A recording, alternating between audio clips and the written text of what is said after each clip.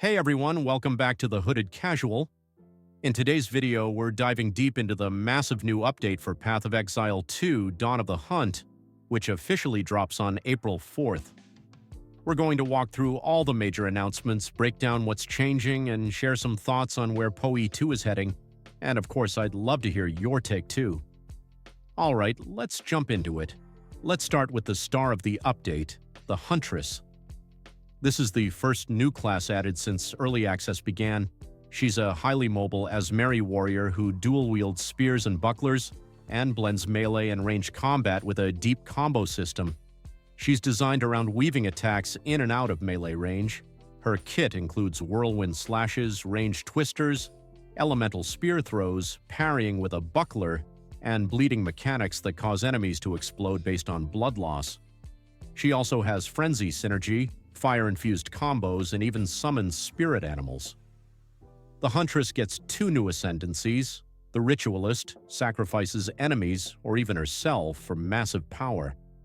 She can equip an extra ring, steal rare monster affixes temporarily, or self-inflict corrupted blood for big boosts. The Amazon, a precision-based elite guard archetype focused on traditional Asmeri techniques. She can apply elemental charges, reveal enemy weaknesses, and turn excess accuracy into crit chance. Three other core classes are also getting fresh ascendancy options: Smith of Kitava for the warrior, a forging-themed tree where you craft your own body armor by investing into passives instead of wearing traditional gear. You can summon animated weapons, explode on hit, and embrace Kitava's raw power. The Tactician for the Mercenary offers crowd control and team utility. You can pin enemies, place multiple banners, buff allies with weapon damage, and call down arrow storms with Unleash Hell. The Lich for the Witch, a master of chaos and curses.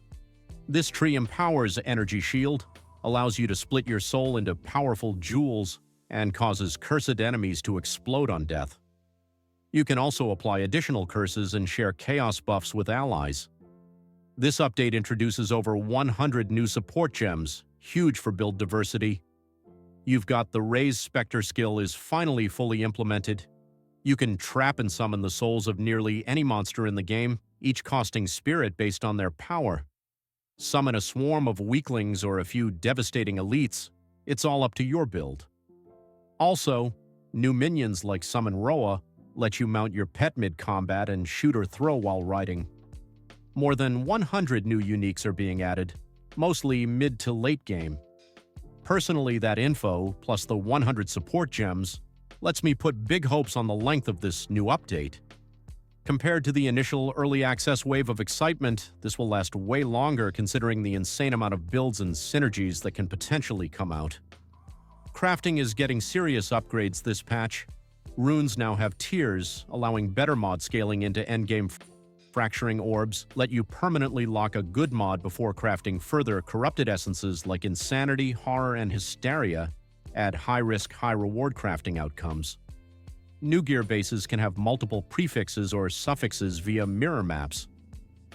Recombination returns from Expedition, letting you merge two items.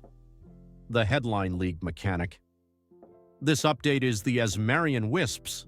As you explore, you'll spot wisps tied to Asmeri spirit animals, bear, owl, wildcat, and more. Chasing these across maps powers up monsters with special traits. Once the wisp finds a rare or unique, it possesses it, granting unique attacks.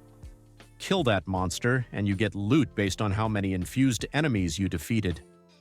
There are also sacred wisps with extreme effects, like converting rares into bosses. Endgame has received huge expansion. First, there are 8 new maps. You can now corrupt essences with Vol orbs, even greater ones, to create corrupted essences with unique mechanics and crafting outcomes. And the Atlas tree has been expanded with 10 new passives you can unlock by completing unique maps. Towers were overhauled. Now, there are 1/3 as many. Each tower can use up to 3 tablets. Tablets affect more mechanics than before. Bosses now appear in tower maps, making them actual content, not just busywork. New unique tablets add wild effects like skipping Atlas connections or doubling runic monsters. GGG made major improvements to early endgame progression. Waystones now drop at or above the level of the map you're running. No more downgrades. Maps now use a respawn-based death system, 6 revives by default, scaling down with more map mods. If you die during a boss fight, the map owner can revive everyone at once. Pinnacle bosses no longer grant XP, but also don't cause XP loss on death. More things to find while mapping. Rogue Exiles are back. AI-controlled mini-bosses that use real gear and skills. Beat them and you get their items, but if they kill you, they portal out. New Strongboxes add new surprises, so to sum it all up, this update adds 1 brand new class, 5 new Ascendancies, over 100 new support gems, over 100 new uniques. A league mechanic with real depth. New maps, new bosses, new crafting tools, massive endgame adjustments, big quality of life wins. It's a huge leap forward for early access, and while some systems still need refinement, the core game loop is stronger than ever. This update doesn't fix everything, but it adds a ton of meaningful content, and I'm personally excited to jump back in and see what weird builds come out of all this. So what about you? Are you hyped for the Huntress? Think the Wisps are going to shake up mapping? Or are you still holding out for your dream features like the Druid class or full crafting rework? Let me know down in the comments, and if you're into this kind of ARPG content, hit subscribe. Thanks for watching, and I'll see you in the next video.